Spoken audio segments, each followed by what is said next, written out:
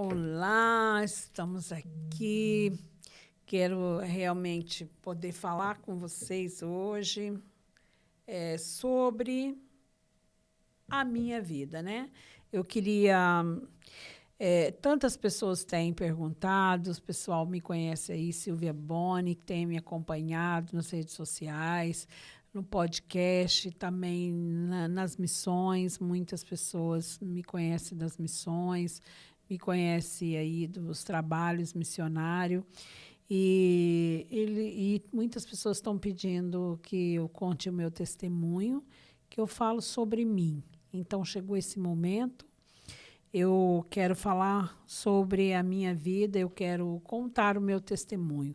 E quero que você aí seja tocado, que você passe para alguém, porque eu sei que Deus vai tocar na sua vida. São coisas muito fortes. Eu vou falar aqui sem nenhum filtro, porque a gente tem que ser assim. Uma vez que Deus te restaura, nós não podemos ter reserva e nem preocupações, nada, porque quem fez foi Ele, né?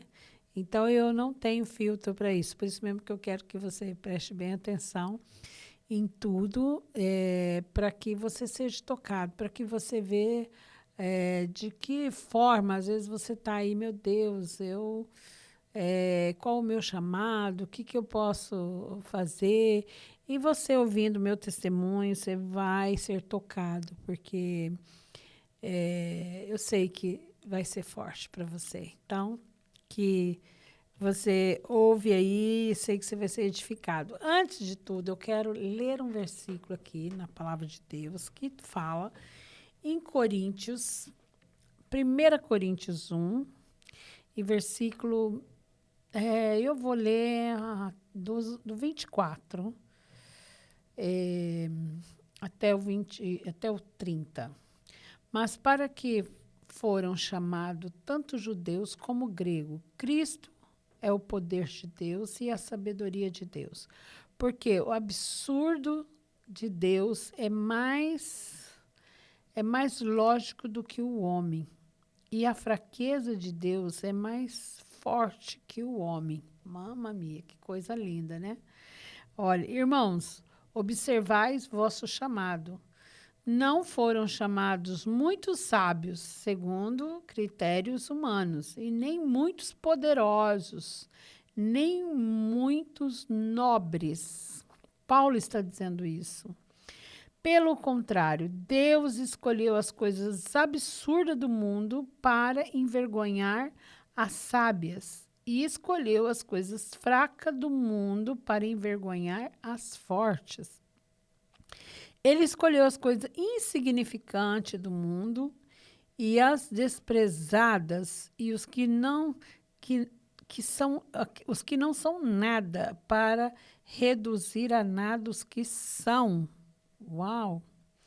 Para que nenhum mortal se glorie na presença de Deus. Mas vós dele em Cristo Jesus, qual da parte de Deus se tornou para nós a sabedoria, justiça, satisfações e redenção, a fim de que, como está escrito, quem se gloria, gloria-se no Senhor. Amém. Lindo, lindo, lindo o que Paulo está dizendo aqui, né? Que ele escolheu as coisas absurdas, as coisas para envergonhar as sábias, escolheu as coisas fracas do mundo para envergonhar as fortes. Então, eu estou aqui para falar sobre Silvia Boni, porque eu sou esse versículo aqui. As coisas, né? Esse versículo faz parte da minha vida, faz parte de tudo, né? Minha vida secular, a minha vida ministerial, minha vida espiritual, e tem muito a ver, né? Coríntios 1, 1 Coríntios 1, versículo 27. Então, como foi minha vida, né? Então, eu vou começar lá da minha infância. Minha mãe foi uma mãe que teve 22 filhos, 22 filhos. E morreram 9, nós somos em 13, né? Agora já faleceu uma irmã minha. Então, somos vivos hoje, somos 12 irmãos, do mesmo pai e da mesma mãe. E eu sou a última, né? Eu sou a última filha da minha mãe. Meus irmãos, inclusive eu tenho sobrinhos que são mais velhos do que eu, né? Quando eu nasci, muitos dos meus irmãos já tinham casado e tinham filhos. E assim foi. Então, minha mãe morava em fazenda, sempre morou, meus pais, e lá no interior de São Paulo, né? E nesse tempo, minha mãe teve uma vida muito difícil com meu pai. Meu pai era um homem trabalhador, né? Honesto, mas, porém, bebia muito. Se embriagava, minha mãe tinha que buscá-lo nos lugares, e ele era um homem possessivo quando bebia, né? Então, aquelas coisas que a gente já sabe, chegava em casa, tinha que fazer sexo, porque senão tinha feito outro entrou ali, aquelas coisas lá, né? Coisas lá daquele tempo que minha mãe falava. Porque a gente perguntava para ela, por que tanto filho, né? É normal ter tanto filho assim. E ela falava isso, que ela precisava de dar uma resposta a ele, então ela tinha um filho cada ano. Mas aí, quando chegou a minha vez, ela já tinha mais de 40 anos, 45 anos. E a minha mãe estava na menopausa, minha mãe não tinha mais filho. Então, meus irmãos nasceram debaixo dos pés de café, aquela coisa de fazenda, né? Sacia tudo em casa. E quando ela engravidou de mim, ela não tinha certeza. Ela sabia que ela não estava grávida. Por quê? Porque ela estava na menopausa. Então, ela não menstruava mais, tal. E aí, eu fui crescendo.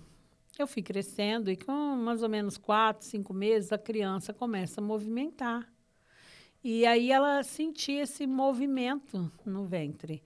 E aí ela já estava morando numa fazenda mais próxima da cidade.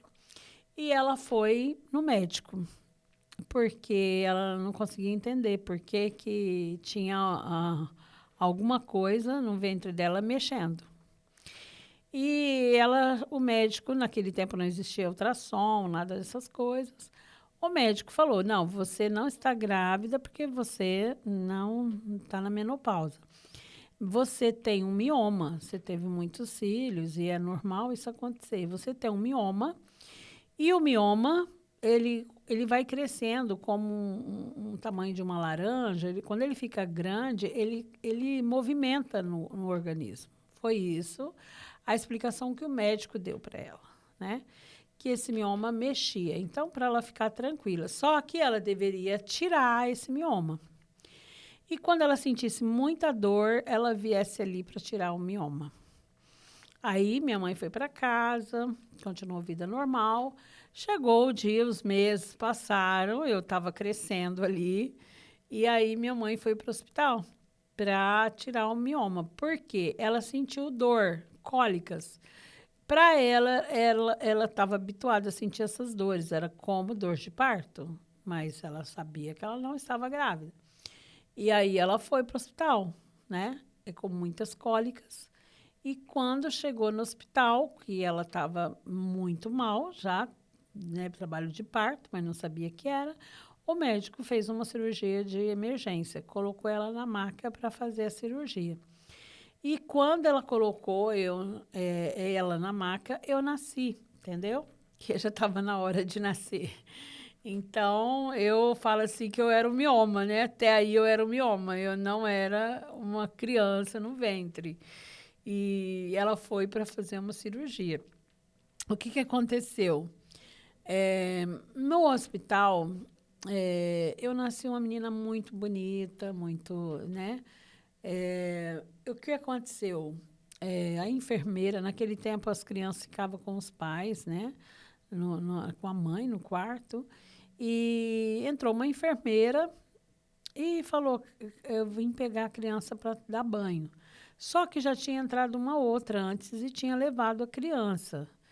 E essa outra enfermeira entrou e não viu mais eu ali.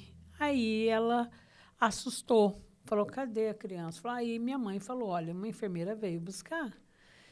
E aí, o que tinha acontecido? Tinha alguém entrado no quarto e me roubado, né?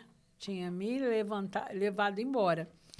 Acontece, para não assustar minha mãe, isso ocorreu dentro do hospital, e eles se movimentaram e pegou essa mulher, foi muito rápido, pegou essa mulher comigo no colo, do outro lado da rua, já com a criança, né?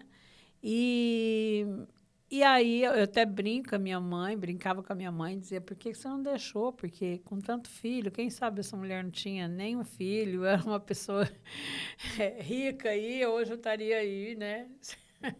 Meu Deus, mas é uma brincadeira. Minha mãe, então houve essa história, eu voltei ali, e depois, quando a minha mãe foi para casa, minhas irmãs já eram grandes, né?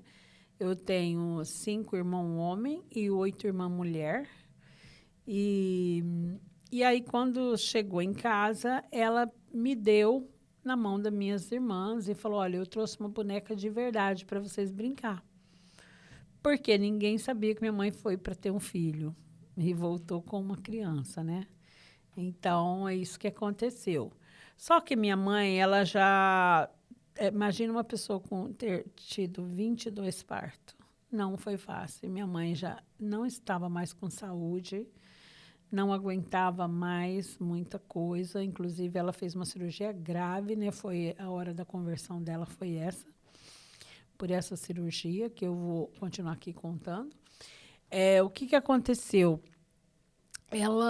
Aí eu fiquei ali. Então, quem poderia, tinha mais tempo, cuidava de mim, né? E eu quero dizer para você sobre a rejeição. Hoje eu entendo muito se fala sobre a rejeição, quebra de maldição, quebra disso, daquilo. Eu não tenho nada com isso. Eu acredito que precisa ter, há muito ministério nisso, mas eu quero falar de mim. Comigo aconteceu muito diferente. Eu não fui. Normalmente, quando uma pessoa engravida, se é uma pessoa, uma família pobre e tal, ela vai usar as roupinhas dos irmãos, das irmãzinhas, vai ter um enxovalzinho, vai ter uma fralda, vai ter um vestidinho, vai ter uma roupinha. Então, para mim, não foi feito nada, nada, porque ninguém sabia que eu ia vir. Então, se tratando de rejeição, um assunto que a gente ouve muito falar, abandono, você imagina, né? Eu nem sabia. Então, ninguém fez nada por mim, antes mesmo de eu nascer ali, né? Por isso que é importante a gente conhecer Deus, né? Eu fui curado de tudo isso com ele, né? Onde ele fala assim, a palavra dele fala assim, que antes da fundação do mundo eu já era eleita nele. Eita Deus, hein? Quando você entende isso, meu irmão, minha irmã, acabou as dores, acabou as rejeições, acaba tudo, porque é muito forte você entender que antes da fundação do mundo, o que acontecia antes da fundação do mundo? Eu não sabia que ventre ia me gerar, eu não sabia com quem ia me casar, eu não sabia se eu ia ter filho, não existia nada. E eu e você já era eleita antes da fundação do mundo. Quando você entende isso, isso traz cura para mim e para você. E quando também o Salmo 139, 16, fala que ainda o meu corpo uniforme e vazio estava escrito todos os dias da minha vida. Então, todos os dias da sua vida, da minha vida, já estava escrito por Deus. Antes mesmo do nosso nascimento. Então, é importante eu contar o testemunho e frisar já a cura, o quanto Deus fez por mim e para você. Porque quando eu estou falando que antes da fundação do mundo, eu e você já era eleita nele. Mas, então, agora eu vou continuar falando, é importante você prestar bem atenção, eu vou falar dos abusos, né? os abusos que eu sofri, abusos sexuais, fui molestada, mas eu vou falar aí no próximo episódio. Então, que você preste bem atenção, que essa é a parte também importante para você poder seguir aí, tá bom? Até o próximo episódio.